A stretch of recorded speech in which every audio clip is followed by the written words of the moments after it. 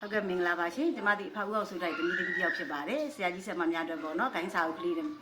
ပြကြင်ပြပါရှင်ဒီမှာဂိုင်းစာအုပ်ကလေးတွေပါညပီကြီးဦးမြခင်ရဲ့ဒီကုန်းဩဝါဒစာအုပ်လေးပါတော့ဒါကတော့ရွှေကျော်အိဆာတရားမိဆိုင်စေကိုင်းတော်မြေကြီးစာအုပ်ကလေးတွေပါ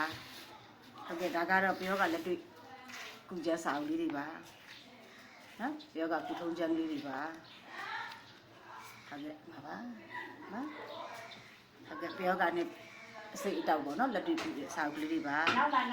ဒါကတော့တောက်စမပေါက်စမပေါ့နော်စာအုပ်ကလေးတွေပါဟုတ်ကဲ့ဒါဆရာကြီးဦးစံသိန်းရဲ့စာအုပ်ကလေးတွေပါဟုတ်ဒီဦးမြခင်ရဲ့စာအုပ်တွေပါအိုက်စာနော်ဒါကတော့ဆရပါဝါပေါ့နော်အိစာကြီးကစာအုပ်တွေပါဟုတ်ကဲ့ဒါဖေကြီးဦးမြခင်ရဲ့ကုထုံးကျမ်းပေါ့နော်လက်ဆွဲစာအုပ်ကလေးတွေပါဟုတ်ကဲ့ဒါကုထုံးကျမ်း